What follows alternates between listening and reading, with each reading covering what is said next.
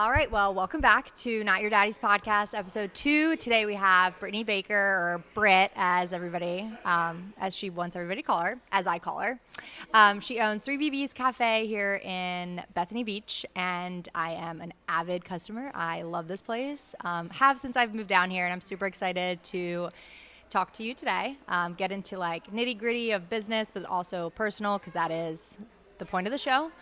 So give people a little bit of background. You said that your story of acquiring this place is one that is your favorite. So tell me about it. So actually we're right in front of my first job at 14, actually 13.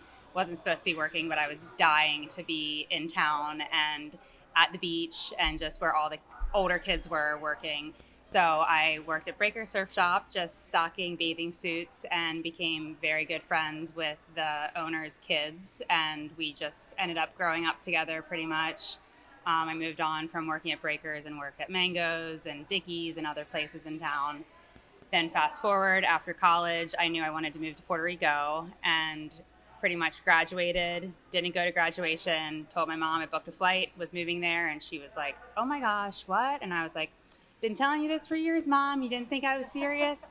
So moved down there, had a job kind of lined up bartending, but I got down there, it was Christmas and then my birthday and New Year's, and I just didn't really hit up the person that I was supposed to with the job. Mm-hmm. By the time I was ready to work, she was like, "It's mid-season. The position's been filled." So I was kind of like, shoot, like I need to be working down here, else my mom's really going to kill me. So I had heard about this couple who had a coffee shop in Ocean City, Maryland, and family friends of ours were like, "When you get there, you should see if you can work for them. It's like a little coffee cart on the side of the road." And I was like, "Coffee cart on the side of the road? God, no, that sounds so dangerous and so like weird." Of course, after I was denied the bartending job, I went and got a coffee there, and the guy was like, "Hey, you want a job?" And I was like, "Sure." I was like, "This is so funny." Ended up loving it, loving the family. They became like a family of my own. Oh my gosh. They had 2 kids, and they're my favorite kids in the whole world. They're just the best. And then fast forward 3 years living in Puerto Rico, working at the coffee cart. I just really loved it the whole time. The Turnahan family, who owns Breakers, had kind of a shift in management. They had bought the fudge factory, which is now 3 Blonde Bakers. They had bought it. One of their older kids ran it and kind of realized the like really crazy busy summer season and then the lull in the off season wasn't the lifestyle for them. So they wanted to not run it anymore. So the girl who's my age, who's one of the middle Turnahans, was like, "Hey, I'm going to take over Breakers. You should take over the fudge factory and we can help each other run the businesses together." And I was like, I don't know about that. So wait, how old were you at this point? 23. Okay. And she was 23 as well. She Okay. had become one of my best friends throughout life. We became friends when we were like 14 and just really were best friends by that point. But I was managing Breakers at one point, and she had worked there off and on, but not really. So she was kind of like, "I don't really know what I'm doing. You don't know what you're doing over there. We can just figure it out together." And I was like, I don't think so. I don't know about fudge. And I, ironically enough, when I was like 15, got a second job at the fudge factory because I wanted to work at night, and I hated it. Really? I didn't like it at all. I don't really know what about it I didn't like, but it's just so funny that that's the business that they were offering to me. So I talked to my mom, and my mom was like, "We've always wanted to own our own business here." My parents grew up in going to Dewey, vacationing in South Bethany and Bethany, and my family's just been in this area for so long, and they'd always talked about it, and it was kind of just fell right into our lap. So I was like begrudgingly like, "Oh, fine, I'll just try it out." 23, buying a business, like acting as if it's like going to the grocery store when you don't want to. And so did that. My sister was 17 at the time. We did not get along at all ever in our lives growing up, but I needed help, and she was working in a restaurant at the time. So I was kind of like, "Hey, can you help me like just be an employee?" And long story short, it took off. The second year we had the fudge factory, the business next door to us opened up. It was an art gallery, and our back storage area connected to that store. And I was like, "This is perfect, can turn it into a coffee shop." So took that over and made 3BB Cafe. Oh my gosh. And what year are you guys on currently? It was 2015 when I bought the Fudge Factory, so year 7. Wow. That's Yeah. amazing. Yeah. So I'm sure you've learned a lot along the way, Oh, you yeah. know, going into it nonchalantly. Yeah. What is one thing that you would tell yourself back then if you could give yourself a piece of information just from the business standpoint, like just starting out a business, knowing what you know now? I think probably that nothing is the end of the world. Like that first season, I was kind of going through a lot in my personal life too. So I always say if I got through that and came out on top, we didn't lose money, which is shocking for a first year of a business, which it was an established business. It had been there for 25 years. So that also helps. It had a huge customer base, but I would kind of freak out over the small things and get to a point where I'd be like, what am I doing? There's no light at the end of the tunnel. And thank God I had such great friends because they were always like, no, keep going. Like there will be a light. You'll figure it out. And the community around here is awesome. Yeah. So if I could just tell myself, like, just take a deep breath. Like tomorrow's a new day.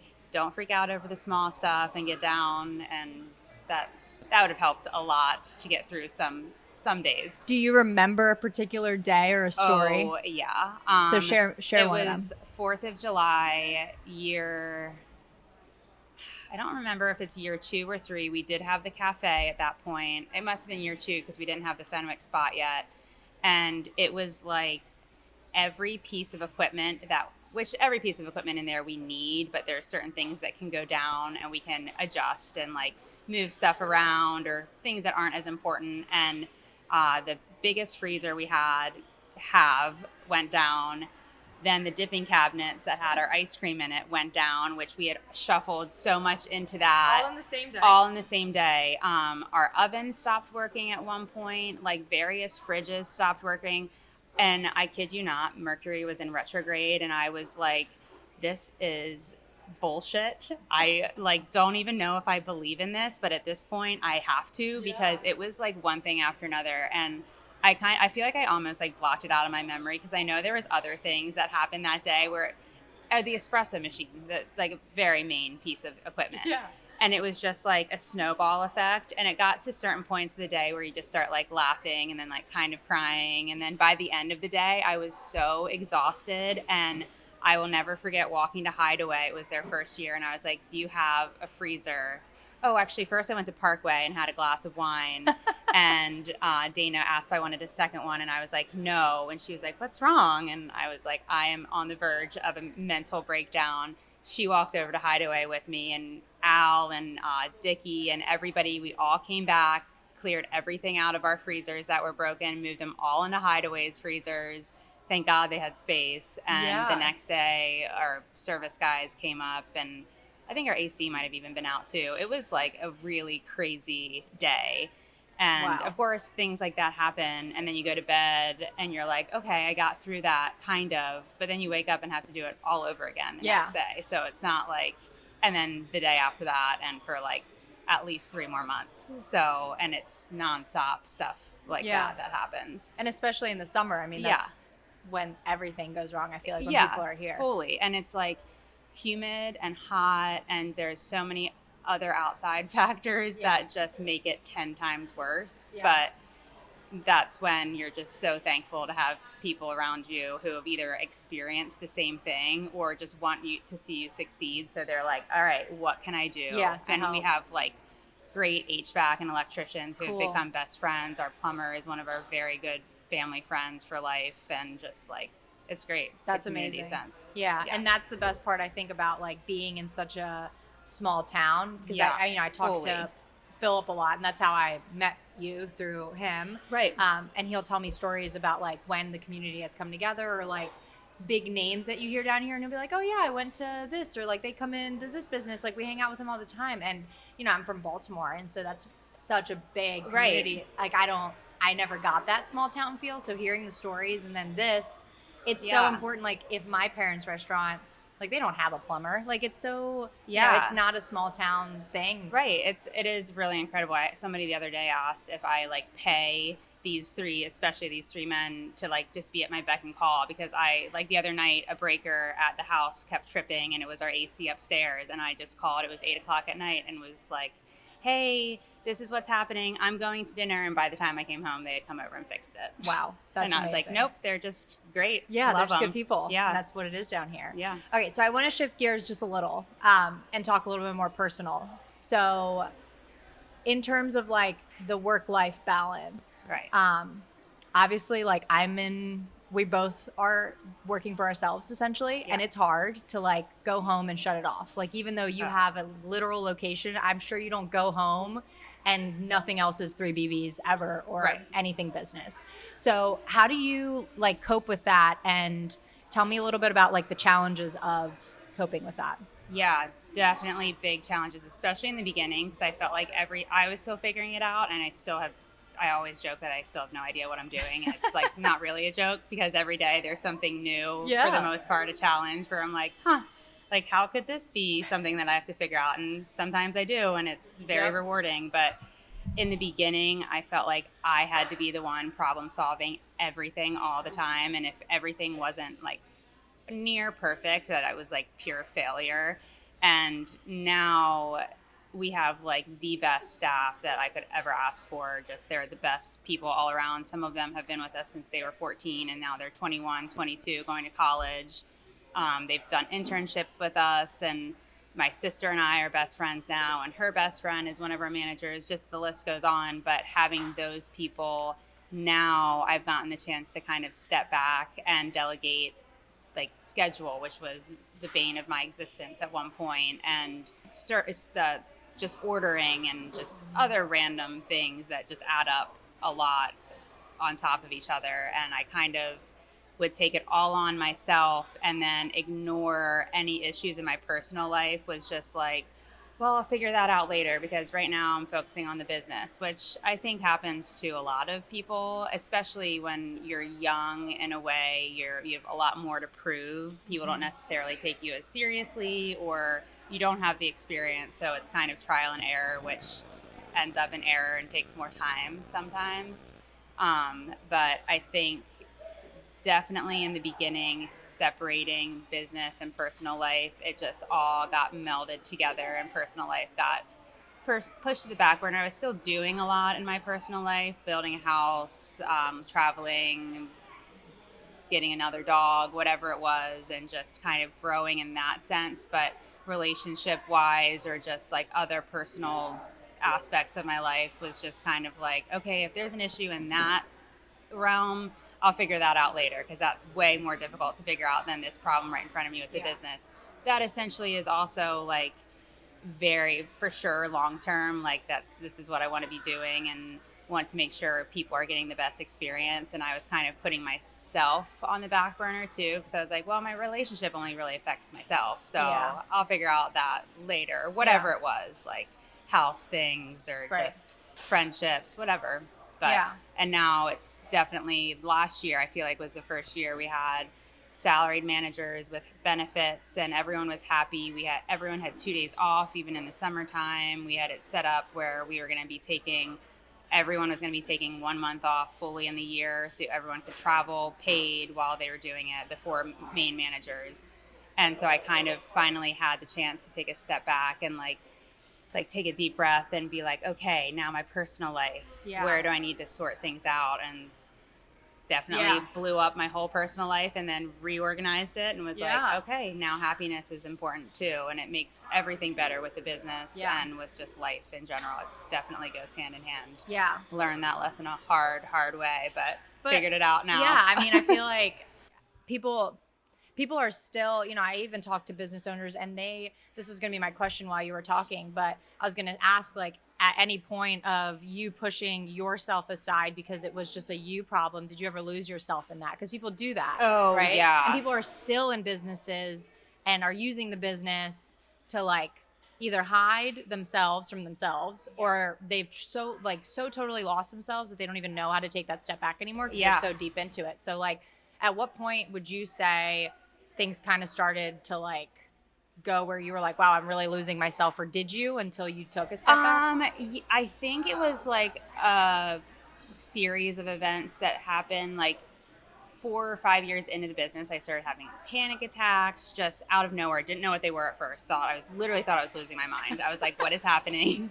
I Why remember can't my I first breathe? panic attack. Yeah. Like, why does everything feel like doom and gloom? Am I going to survive? It's the weirdest feeling, like the most, like a blanket of darkness just thrown over you out of nowhere sometimes. And started to manage that, but kind of realized that it was either I needed to get a handle on it and figure out balance in my life in every aspect, or I was going to lose the business for sure, because I was going to have a mental breakdown and just like run away or whatever it was. And then kind of not losing friends, but like realizing I wasn't staying connected with some of my friends, which I've been friends with a lot of my like very close people in my life since like elementary school. It's also a really bizarre culture around here. I feel like a lot of the people who grew up here are still friends with a lot of the same people, which is, I've traveled all over the place and people find that to be very odd. It's also very comforting and really nice because you have they're like ride or dies. Nothing. You could burn a building down and they'd be like, okay, that was wrong, but we have your back. We're going to figure this out together. But like, what were you thinking? Never done that. Never would do that. Not but yet. it's, exactly. I've joked about burning this place down to the ground so many times and just walking away. But yeah, I think just that, and kind of, I turtled myself, would like just go home and turn into like a little like shell of myself and kind of just try to get by. And then once I started to open up to people and meet new people and talk to new people, I started to realize like, okay, maybe this certain group of people I've been surrounding myself with while I was really busy with the business and too busy to worry about myself isn't the best like group of friends that I've acquired over this time, and kind of got back to my roots. And this past year really took a step back and like took a deep breath and felt like I said, like really imploded my whole life, but started from scratch basically. And it was very scary and very nerve-wracking, but also like the most freeing and the most like correct I've felt in a long time. So it was like, at the end of the day, I kept being like, okay, this is pretty terrible at this moment, but I feel the happiest I felt in a long time, so something must be right. So I think finally realizing that like certain patterns that I'll fall into, maybe I need to like take a step back and like reset. So would you say, one of my questions I always ask on here is like, what is the hardest thing you've ever overcome? And what have you learned from that you still live out every day? Mm-hmm. So like, do you want to talk about that hardest thing that you've overcome? Oh, I don't really know off the top of my head the hardest thing. I mean, some days are just like impossibly hard, and getting through that day and kind of just like problem solving. I love problem solving. So sometimes I'm like really into it until like it doesn't solve, and then that's always stressful and hard. I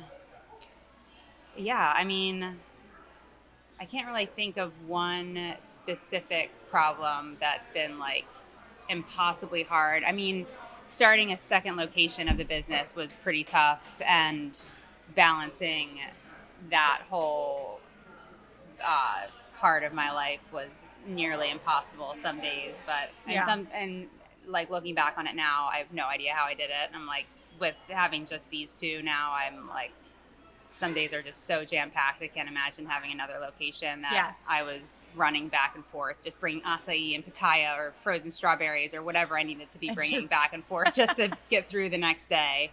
But yeah, I mean, definitely most days have their small problems that sometimes build up to bigger ones. But can't really think of like one specific a huge one. No. Okay. Then I guess, what would you, in terms of like running a business and maybe the same friends you had since elementary school, have you ever had people like not understand or not support you? And like talk about that, because that's a big part, I feel like, in when you're building a business, is people don't get it and then they leave your life. Well, one, it's not necessarily leaving my life in any way. We're still best friends, but I remember I was visiting a friend of mine in Arizona, and we were opening up the cafe that later that spring, it was early spring that I was visiting her, and I told her that I wanted my slogan to be death before decaf. And she was very artsy. I met her in college, and she was very like into videography, and just, she was like my very like cool hip friend. And she was like, I don't get it. And I was like, what? And she was like, that doesn't make any sense. And I remember being like pissed and upset and like, what the fuck?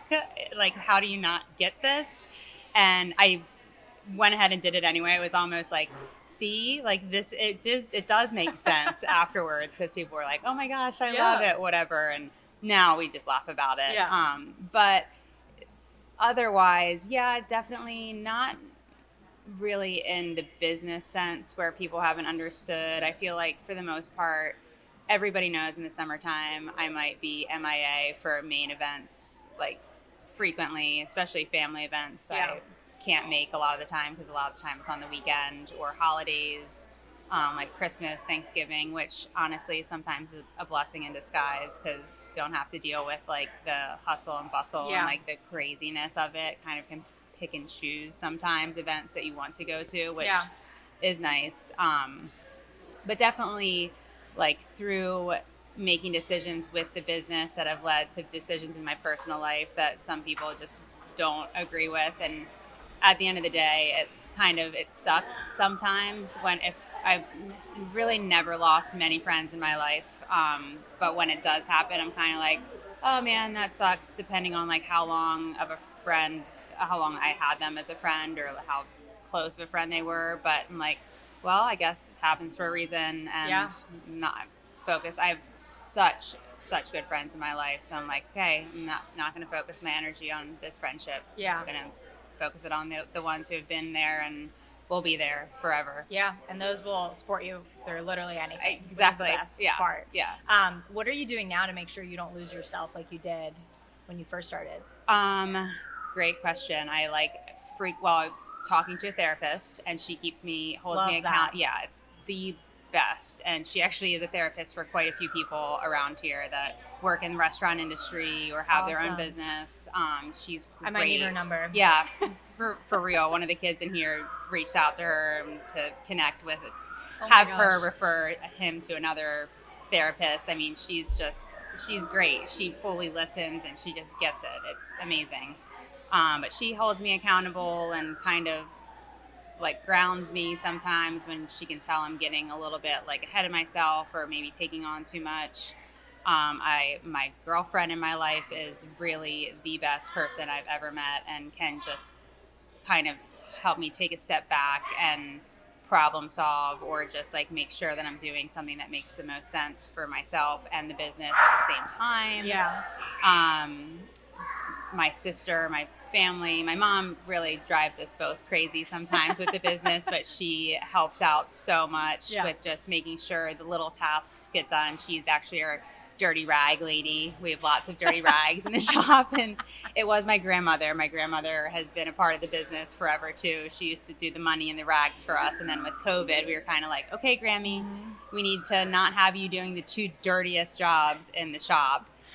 Which she was not happy about. She was like, I can do anything.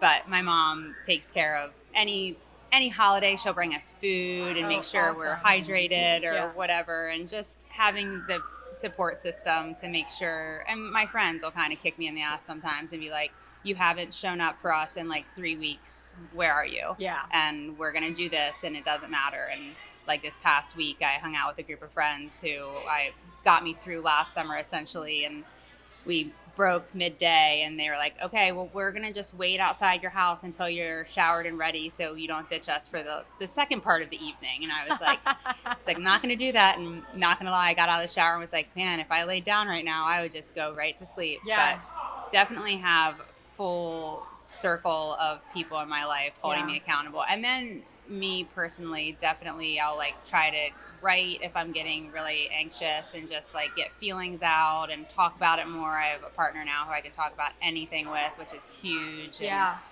And anyone in there, like we're all so close. We all talk about like pretty much everything and anything. So it's nice. I love that. And I love that you mentioned, I always say the most important and the most selfish thing that you're allowed to do is pick your partner in life. Like, and they are somebody who's supposed to be with you through everything. And so like seeing seeing that is so important. And then you saying all these ventures you want to do with 3BBs, like it almost makes sense because it's like you need that person to go home to because you know you're not going to disconnect from the business. Right. So like that person not only has to hear about it, but like enlighten you to push you forward to doing those things. Yeah. I think it is just like not talked about enough. Oh, fully. And even like, not that I'm super negative when I go home most of the time, but she's the most positive person. And if like something happened during the day, this, and this, and I'm just like, oh my gosh, and then this person, and she can take a step back and like separate it all out and be like, but the good of the bad side of this is the good that came out of it, or like this is the good side that comes out of this. And then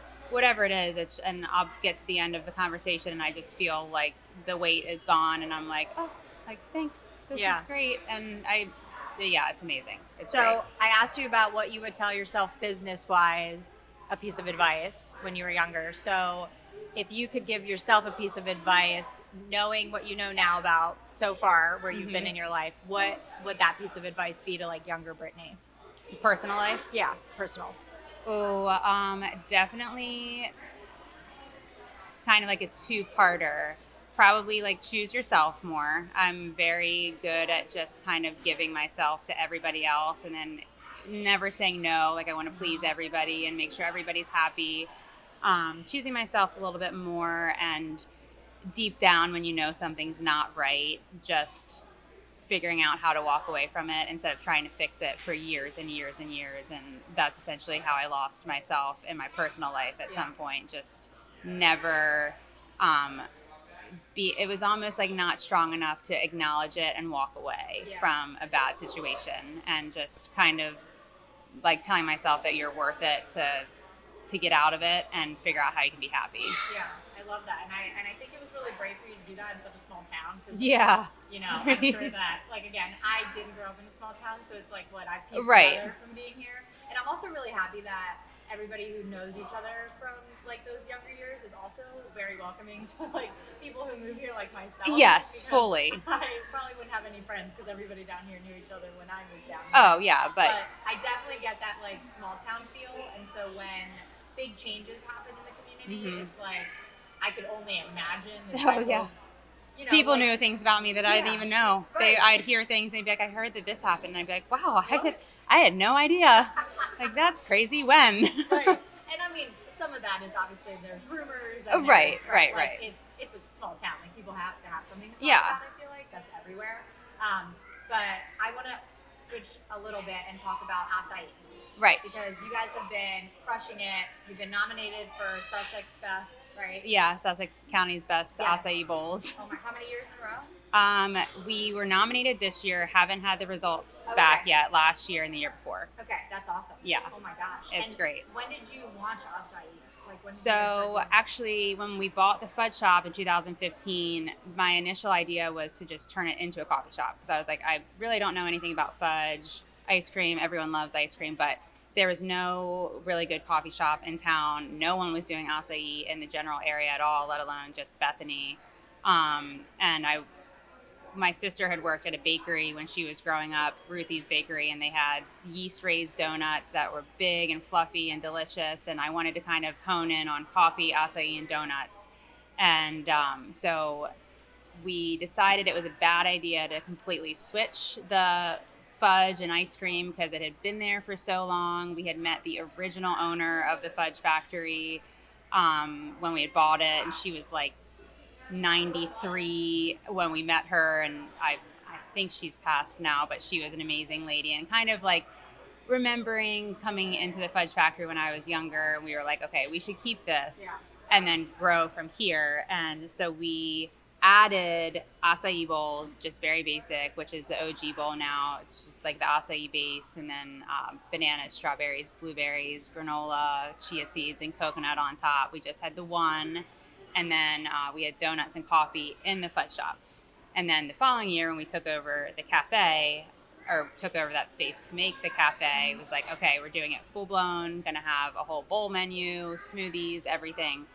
And it was so funny because people had no idea what acai was, really. Some people had heard of it, even if they had heard of it, people didn't know how to pronounce it half the time. It was. I feel like it was a very West Coast thing. Yes. And it, like, trickled Yes. to the East Coast. It comes from Brazil. Okay. The berry itself comes from the rainforest in Brazil. It looks like a blueberry, basically.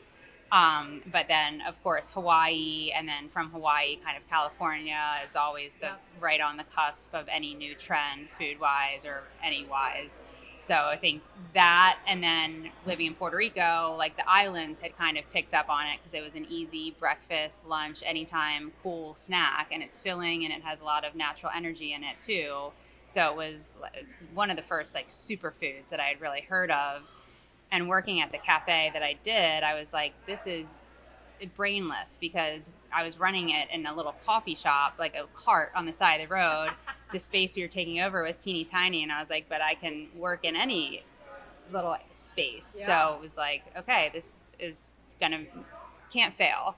And it was definitely, I was not anticipating the Bethany clientele, let alone how much busier it is in Bethany than in Puerto Rico in the on season. So there was a lot of error in the beginning just with how many bowls we were needing to put out. So from there, we've really honed in our acai, like, what is it? Like, not conveyor line, but just, we have a bowl control section back there. Bowl control is what we call it. Control. And we pre-portion everything into the freezer and like blend it to order, which is cool because people can kind of customize it, not like fully, because we like to make it like less sweet a little bit, not add any extra sugars and stuff if we can avoid it. So it makes it different, because a lot of shops just have like the scoop and top style, which is super nice. I have nothing against it. I admire it and really would love to have some sort of setup. But for now, it just makes us different, because we blend them to order, and just being the first in town, I think keeping it that way for now just makes sense. Yeah, and a lot of people, we were just talking yesterday at morning yoga, because we do that on the beach here, because we get to live at the beach. Shout out to Bladen. She's the best ever. I'm interviewing her tomorrow, so I'm super excited. I cannot wait for that. I can't wait. Oh my gosh, that's going to be awesome. But I just, I don't know about acai at all. And, Philip knows like random things, so he'll tell me random things, but like it goes in one ear and out the other most of the time. And so when I was telling him about what you were saying, like some people add sugar to it to make it sweeter, and like acai is actually really like bitter itself, I was like, oh, you've told me that before? And he was like, yeah, we literally talked about it. And I was like, that's how, like, even if it was told to me once. So for sure, your consumers and your customers like don't know about acai. So people just have no idea. And I guess like yours would be a little bit of a healthier version, I would assume. Yeah, right? definitely. And so that's why it's probably made to order. Right. Yeah, I mean, some places add dairy into theirs, which is really odd to me, because it's one of the, we have quite a few gluten-free vegan menu items, but it's one of the naturally gluten-free and vegan items that we have in there, which is nice to have for everybody who has a dietary restriction. So we would never mess with it in that sense. And then it has a good amount of natural sugars already in it, and then the natural caffeine that's in it. It doesn't really need much more sweetness at all, for sure, to make it taste good and to make it a healthy snack. Yeah. To make it a snack. Yeah. Do you eat your own food that you serve? Oh, yeah. Like, what's your day diet look like? I try to bring my own, like, lunch, dinner, if I'm going to be up here at that time of the day. But I love an avocado toast. We have the avocado toast on Dave's Killer, and right now we have a special that we just haven't gotten rid of, mostly because we all love it so much, that has kimchi and pickled red onions and cucumbers on top. It's so good. Yeah, it's very refreshing. The vegan milkshake that you have, that's so good. A go-to for sure, with espresso in it to make it dirty, which you can make anything dirty with espresso. I forgot that you could do that. Yeah, that I love that in the afternoon. Our Rincon smoothie that Phil got is just also a front runner. People love it, especially for whatever reason. People who are hungover really love it. I think it's just really refreshing. Shout out, that's a great. It really is. I have multiple friends who will be like, "I'm here for my hangover cure." I'm like, you should just change it to that. I name. should. I really should. It is hilarious. I mean, I'll get pictures randomly, and I know before it's even coming through what it's going to be and what they're going to look like and what they're going to have in their hand. Those are my two favorite smoothies, and I honestly don't eat that many acai bowls in the summer. Weirdly, I'll eat them in the winter when I'm doing like Whole30. I really love making acai bowls. I don't know why I hardly ever have them in the summertime, but yeah, I like to try them when I'm like vacationing or traveling other places, and I know what ours taste like. So not that it's a fad, but I don't know. Yeah. Just don't eat them as much as I used to. Okay. Yeah, I always wondered that because, like, so my parents own a restaurant, and when I used to work there, I wouldn't touch anything because I was like, it's really good Italian food. Right. And my mom would be like, what do you want? And I was like, absolutely nothing from here. Like, I'm going down the street and I'm picking up Mexican food. I totally get to a point in the summertime where nothing really seems that appealing. We do have a couple baked goods that are really hard to resist. The raspberry cream cheese cruffin is like so tough. Sometimes we stop carrying stuff if we can't stop eating it. It's like like right now we have a 3 cheese and egg stuffed biscuit, and the managers have asked multiple times to stop carrying it because we're the ones who just pretty much eat it and me, and it's not great for you, but it tastes so good. So I haven't gotten to the point yet in the cafe where I don't want anything in the candy shop fully. I don't want any ice cream. I don't want any fudge. Never want any of the chocolates or the chocolate covered pretzels, hardly any candy ever. And I have the biggest sweet tooth, but it's just, I'm like, yeah. Can't you're around it all the time. Yeah. So it's like, and the fudge we make, and I feel like if I even eat this tiniest sliver, I'll have to make like a whole batch, which is not true, but it just is like, gets to me where I'm like, no, can't waste it on myself. So what does the future of 3BBs look like for you? Oh, we've definitely, every year, I think we can't surpass the year before. The numbers are just really the whole like operation. There's no way we can beat it. And every year we do. And we've gotten to the point where last year I was like, certainly we got to a certain number where when we first started the business, I jokingly was like, this is the goal. One day we're going to make this in a day. And we did it last year. And this year we blew that number out of the water. Wow. We were comparing with other businesses around here that are full-blown sit-down lunch and dinner, very nice dining restaurants. And we were like going toe-to-toe with their numbers on certain days. And I was like, this is unreal. So great. But we need more space. We're dealing with like, it was a storage area that we've turned into a kitchen. We don't have like a hood system back there because we don't connect to the outdoors. So definitely expanding, growing, hopefully within Bethany, but have some big ideas of if the right spot opened up elsewhere. In Puerto Rico? Yeah, that would be great. Brittany's like, I check Zillow every day. I don't know if the original people who I stole pretty much the whole idea for 3BB would appreciate me coming down there and being like, hey guys, I know you're like family to me. I'm going to open up shop right next door. But maybe we'll partner in something down there one day. I did have big plans to move there eventually, so that could definitely be in the future, but definitely some growth and expanding on stuff that we already have going that's been working. Yeah. So what do you think like around this time next year? So this year you guys launched sandwiches and bagels. Bagels, we weirdly, and not that we didn't think they'd be successful, but we were like, is it going to work? Do we already have too much going on? And the bagels and the sandwiches kind of took place of, we were doing so many avocado toasts and it balanced out because we're doing so many more sandwiches than we've ever done breakfast items at all, which is another big reason why we've like crushed our numbers. But we'd like to have like actual sit down space inside for the off season and just expand on our menu. I would really love to make it kind of a more like niche breakfast spot. We have so many ideas with friends, just young friends of mine like Bladen, who is kind of stepping out and like should have her own yoga studio for sure. And there's so many businesses that I love that kind of go hand in hand to coffee shops that I'm really excited for like the young community here to kind of partner with other people and see where we can go. Yeah, I love that. Is my favorite part. Yeah, like, definitely. Everybody just teaming up. Yeah, I love like building the business and building the brand and like new projects. That's the part that I like fully love and get really into it. And then when it's done and like running, I'm kind of like, all right, what's Yeah. next? What's next? So with your mindset being where it is now, would you say like the universe has like proven to you that you can do the things that you think of? Like, has your mindset, because 95% of what we do is mindset, right? Fully. So like, have you changed your mindset? What does that look like? Do you work on it? Oh my gosh, yeah, I'm so glad you said that. I feel like last year,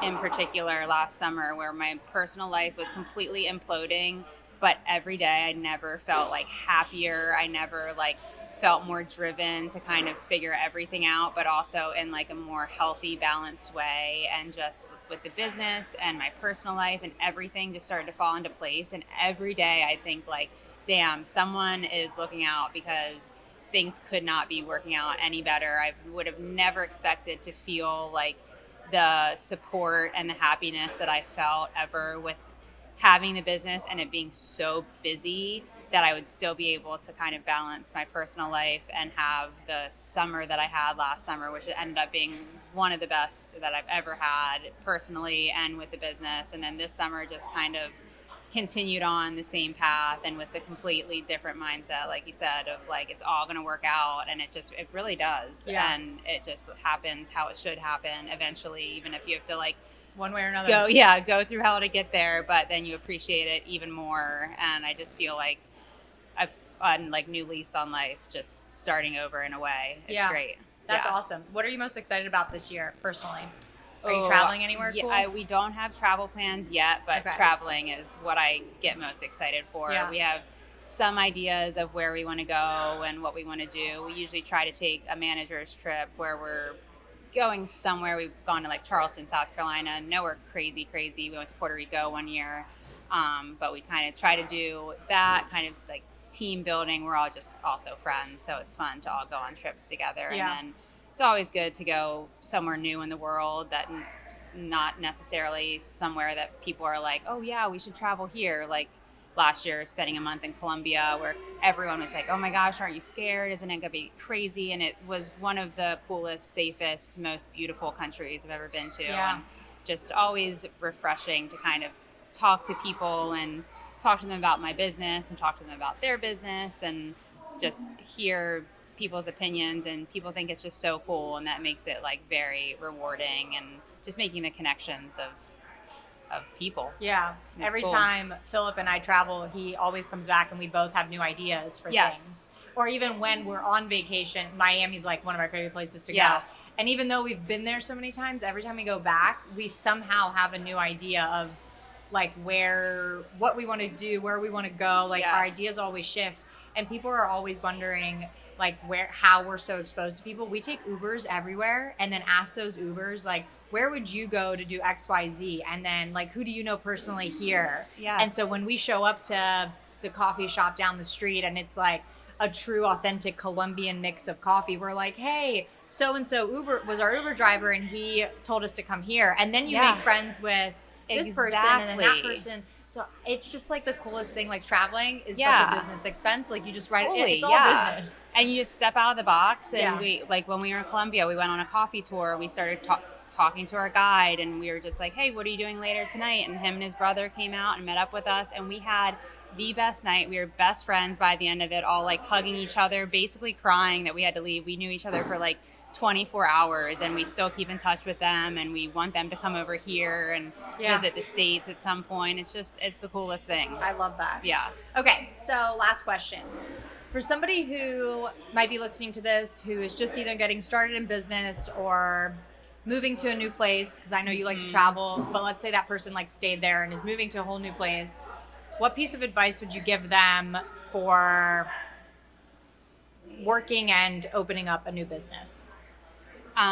Or something that they can implement, like maybe something that you did in your business that changed everything else that you could run. Yeah, like a snowball effect kind of thing. I would just really say, one, staying consistent with things and not ever giving up on, like, if you have an idea and you think it's a good idea, obviously taking into account other people's opinions in some facet, but if you like really just keep trying towards it, it's probably going to work out in some way or another. And just staying consistent in the business sense, like your hours and your products and all of that was huge. I think learned that not the hard way, but the first year took a good amount of time off and traveled, went to Thailand and Indonesia and Wow. Dubai but we closed the shop down, and it kind of definitely was motivating for me, but I think for like lost some employees because we weren't open for a good amount of time. And that just the consistency in creating a good, like, safe work environment for people. I mean, we have some kids that work for us, with us, that would rather be at work than at home sometimes, or would rather be at work than doing anything else really. And they become best friends with their coworkers. And it's just like such a cool thing to watch them grow and to want to come to work, want to come back every year and work. And just like being a positive influence on the people who are basically making you successful. Like the customers, obviously, yes, couldn't do it without them, but really the team that we have in there, and it's mostly female run and operated, my sister and I, and then all of our managers are women, and that, and just very young people, and they all get along very well, and we make sure that they're happy. We want them to have a schedule that they want. We want to make sure that they're paid well and that they're not dreading coming to work. It should be like, it's work at the end of the day, but we don't want to add, there's so much shit in life, we don't want to add to it. If we can avoid it, we want them to have a good experience when they come in. I've never thought about creating a safe space for work. That's genius. I really, when I got into it, never would have thought that would be like a top priority, but at this point it's like, okay, be successful in the business and make sure that they're happy is like very close second, because at the end of the day, if they're not happy, it just trickles to everybody. Like the customers won't be happy, the other staff won't be happy. Like it matters fully. I think having their back over the customers a lot of the time. If a customer is mean to one of the kids in there and they shouldn't be, somebody will talk to them first, and then if they still are being mean, then I'll talk to them and I'll just tell them, don't come back, please. We don't need your business. You're That's the best part. You're mean to my kids, and they always are taken aback if it's a young female coming out. And weirdly, it's usually about ice cream, and it's usually a middle-aged man who's upset about a flavor we don't have or whatever it is. And there's been at least half a dozen men that I've said, "I'm sorry, but you can leave and never come back." Yeah, please don't. They're like, "What?" But I mean, and then the employees see that and they're like, okay. And then if they did anything wrong, I'm like, hey, you can't do that. Don't say whatever it is, but I will have your back. You should never be afraid to come to me and tell me something's wrong or something happened. And I love that. Yeah, that's good. I mean, I feel like we could even do a whole segment on like vacationing and owning a business where people vacation. Because I mean, on vacation, people probably feel way more entitled than like their local coffee shop. Back wherever totally. they're from. I mean, if something goes wrong on their vacation, one thing, you've ruined their whole vacation. Right. Their whole week that they get. And they've put it all on you at that point. And God forbid you don't have the banana ice cream that they drove all the way from Philadelphia for. This is just hitting too hard. Like, it is good. I mean, you have to laugh sometimes, but it's like really at the end of the day, you're like, man, at least that's all you have to worry about is the flavor of ice cream you didn't get. It must be good. That's crazy. Yeah. All right. Well, is there anything that you want your potential customers or listeners to know that maybe I didn't cover? Oh man, I feel like we covered a lot. Yeah. I don't think so. I mean, we have the best customers, the best staff, the best community ever, and I just couldn't be doing it without any. I love this place. Yeah, I know. And you guys have been so supportive from day one. I remember during COVID, I'd look out and Phil would be out there, you would be out there, and you with the pregnant belly. Oh my gosh. Just like it fueled my pregnancy. Yeah. No. This and DeFebo's Market. Like I literally go to DeFebo's and then I couldn't drink coffee. And so I'd come here and Philip would it was a vanilla oat latte, but like decaf. Decaf, yeah. And which our decaf is great. It's the same beans as the espresso beans. It's so good. I drink decaf in the afternoon sometimes. Honestly, I mean, I think I had like 3 a day. Yeah, I mean, and it has a tiny bit of caffeine in it, but really just the mental stimulation where you're just feel like And you're I needed drinking. that. Yeah, exactly. I was like 8 months pregnant. Like I needed the Yes, mental stimulation. Yes, of course. But I love it. There's like such a great variety, and like Yeah. it's so close. It's literally right down the street. Yeah, and it's nice that they kept the 15-minute parking spots because Yes. that was a dagger if they took those away after COVID. There I was know. a few things that stuck, and those were one of them. That's huge. Yeah, which is awesome for when you're running into Oh, your yeah. coffee. Yes. Cool. Well, thank you so much for joining me. Yes, This is thank so you for awesome. having I can't wait me. to like come back in a year and all the things that you said happen. Yes, yeah. And I can't wait. Can't wait to see what happens in a year. Where can people find you on social media?